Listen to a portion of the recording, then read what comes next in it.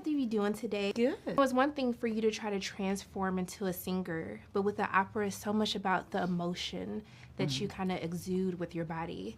So I wanted you to talk about really the physical transformation that it took to perform as Maria. Oh, thank you.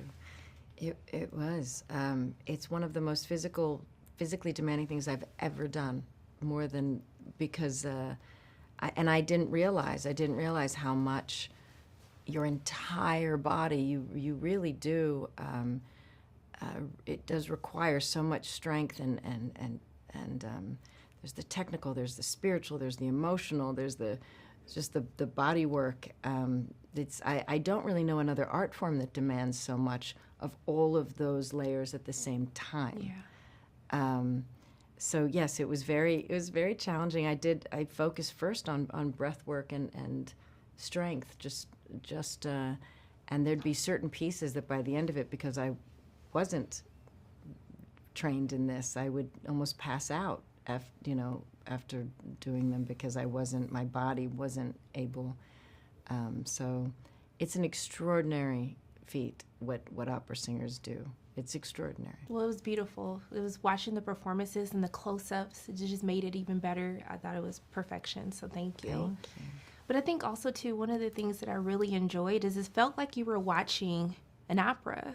You know, as you go into these different scenes, you feel like you're watching this tragedy happening, and as the use of music throughout. So can you talk about the importance of kind of staging this film as if you're actually at a performance? Well, yes, it has an operatic side. We talked a lot with Angelina and the people that made the movie with us, that how important it was for Maria Callas to put the opera back to where it belonged, where it started, which is in a popular, back to the people, hopefully to the masses. Opera has become an elitist form of art lately in the last, century or maybe more. And it's really something that it's more easy that we think it is. It's more of something of a collective experience. And I think this movie aims to put the opera out there again. And if you felt that you were maybe seeing an opera that has a combination of opera and cinema, then we achieved something, because we really aimed for that. We really wanted to be there. One of the most heartbreaking things, I think, for me while watching this is just having to still see that throughout the years, the criticism that women have to face. And really this type of pressure that you have to be as close to perfection as possible. So I want to know, for the both of you being creatives, being artists, how have you learned to move past having to feel like you need to be perfect in everything you do? Or is that something that you still struggle with? Well, I think an artist knows that perfection is never a goal, this idea of what, and there's something, maybe there needs to be more space today for the imperfection and the mess and the what an important thing it is to fail, to try, to not have it right. And there's a lot of this focus on presentation, I think, that we have to be careful with. I think fortunately, I've always known that it's the person on the street that comes up to me and tells me how they received the film that matters, right? It's the person, and when I'm performing, I think about that. I think about the audience, and it's our exchange, it's our relationship, and I know that's what it was for Maria as well, and the other people that are trying to maybe make money off of stories, or being salacious, or being cruel, or being there's a lot of that. But I think people, art is there to communicate, to elevate, to make you laugh, to make you think, and we're workers, and we're there to try to do that. So I do think she had a very difficult time with so much criticism, and it was cruel.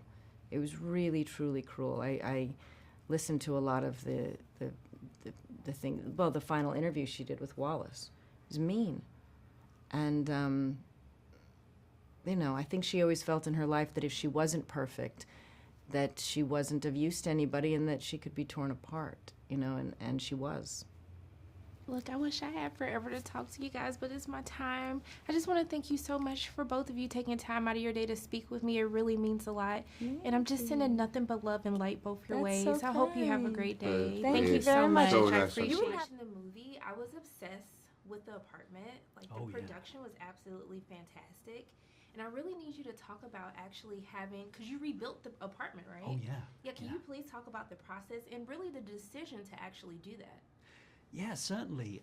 Pablo and I usually start our work touring around all the places that Maria would have gone.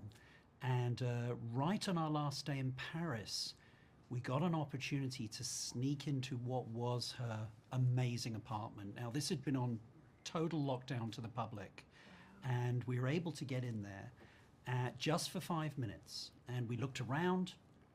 I drew a plan, and that became our blueprint, really, for recreating the stage over in Budapest. Yeah. There's a lot of work that's done with moving the piano in the film. And I want you to talk, because you had to downsize the piano to be able to move something like that. Yeah. So can you talk about just having the practicality of not having this grand piano that she did have? Absolutely. We had a lot of trickery with all the instruments on this film. For such a very normal type of film, there are a lot of trick things. One, of course, was the piano. We had 3 different sizes of pianos. Only one of them actually played a sort of concert grand. And then we had 2 sizes. Each was slightly thinner than the other. So we could actually get them through the doors. You know, one of the story points is that this piano is being moved around from room to room. And we found that we couldn't fit the thing through the door. So we had to make several different versions so that you could shoot them from different camera angles and hopefully not realize. I wonder if anyone does. No, I don't think they did. Good, I good. just thought it was a fun fact that I read about. I was like, wow, because I know how, I had a baby grand, so I know how big the grand is, so it's a lot. Yeah, to it was a move big back and deal. forth. It was a big deal. We also had to create lots of instruments. There's a wonderful surrealistic scene where Maria's imagining her past. She's out there. It's pouring with rain. It's Paris. And suddenly this orchestra arrives in her imagination, and she transforms into Madame Butterfly. It's a stunning scene. But of course, Pablo turns to me early on in the production and says, Guy, we're having a real problem with the orchestra. They don't want to get their instruments wet. And I said, well, of course they don't. Right. What are we going to do? And he said, you're just going to have to build me the whole orchestra. Just build all their instruments. So what do you say to a director like Pablo? You say, okay, boss, I'm going to get on it. You built all these instruments? We built, so I met all of the musicians. I got all the particulars of every single violin, even the harp. And we recreated those with loving care, all only to get ruined in the rain, of course. But you know, it was fantastic. I mean, the musicians were happy because they didn't get their instruments ruined, just the fake ones. But I mean, also too, utilizing the space, because you know, in the film, in her apartment, there's orchestras that are playing. Like, so how is it, you know, making sure that you have the size to kind of fit these grand pieces? We had to accommodate all that, and of course, I've worked with Pablo now for several years, so I know to expect these kind of super crazy ideas that will come into his creative brain in the middle of the night. Then, you know, a few days later, hey, can we get a whole orchestra in this room? And you have to do it because it's going to be magical. It always is with Pablo. So how is it with the continuation going from Spencer into this? Like, how has that working relationship kind of evolved? I think, I like to think there's a confidence that's growing, you know. Pablo very sweetly refers to me as his film brother. He has lots of brothers, but I'm his movie brother. And I think at this point he can pretty much rely on me for anything he needs, you know. Well, within reason. I've got to be careful. He might listen to this. I mean, you're building instruments from scratch. I'm just saying, you've done a lot. Yeah, we did. We also had to recreate all those wonderful stage backdrops. And because of copyright issues with the original creators of a lot of the stage sets, we didn't have access to those. So what I had to do was interpret them into sort of a new version of it. And again, we had a small budget. So in the evenings and at weekends, I'd get myself sort of a 2-foot by 1-foot piece of board. And after Pablo had approved it, I'd basically draw the sets that were going to go behind Angelina. We would photograph them and then blow them up, in some cases to sort of 30 or 40 feet. And we just used to keep our fingers crossed and hope they didn't get too blurry when we blew those images up. And it seemed to have worked. It looked great. I mean, Yeah.